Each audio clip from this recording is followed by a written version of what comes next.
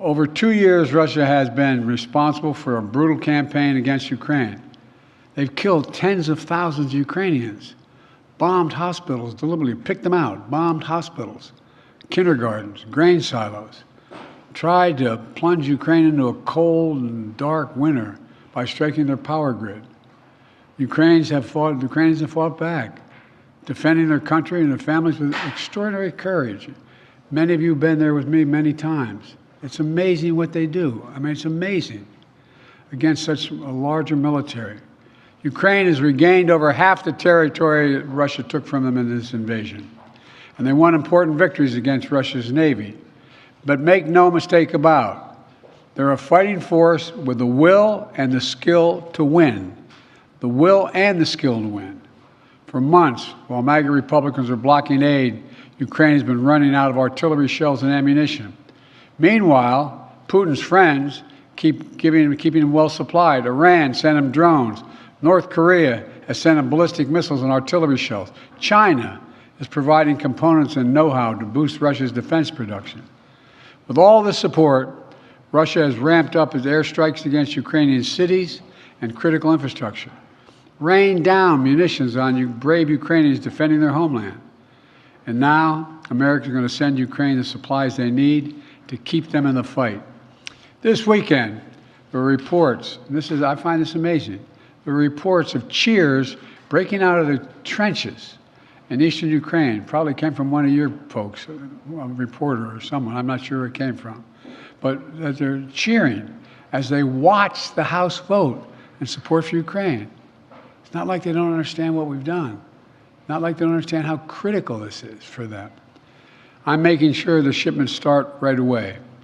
In the next few hours, literally a few hours, we're going to begin sending in equipment to Ukraine for air defense munitions, for artillery, for rocket systems, and armored vehicles.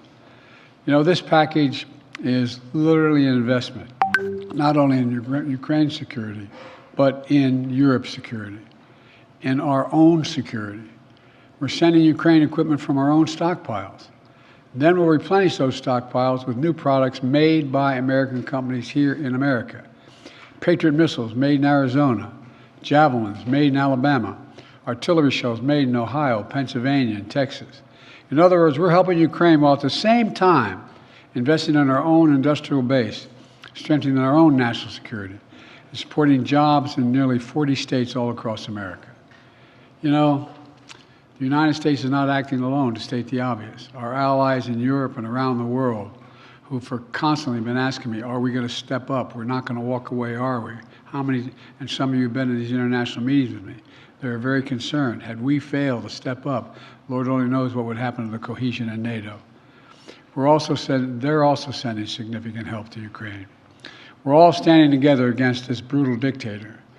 As I've argued for months, this is directly in the United States' national security interest. If Putin triumphs in Ukraine, the next move of Russian forces could very well be a direct attack on a NATO ally. And you all know full well that invoking Article 5 of the North Atlantic Treaty would be the first thing that comes to mind, which declares an attack on one as an attack on all. If Putin attacks a NATO ally like he's attacking Ukraine today, we'd have no choice but to come to their aid, just like our NATO allies came to our aid after the September 11th attacks here. That's why we're supporting and surging support now to Ukraine, to stop Putin from drawing the United States into a war in Europe and in the future. You know, it seems to me we should take a little bit of a step back and realize what a critical moment this was for the United States and for NATO. This is a historical moment. In the last 2 years, we've helped unify, strengthen, and expand NATO. Imagine if instead we had failed to step up now and support Ukraine. All those gains would have begun to unravel. The cohesion of NATO would have been weakened, and our national security would have been undermined without any question. You know, Putin started this war believing he could easily break the will of the people of Ukraine. When that failed, he changed his strategy a little bit, thinking we could break the will of NATO, break the will of the United States, break our will. Well, he's failed again. America stands with our friends. We stand up against dictators. We bow to no one, Certainly not Vladimir Putin.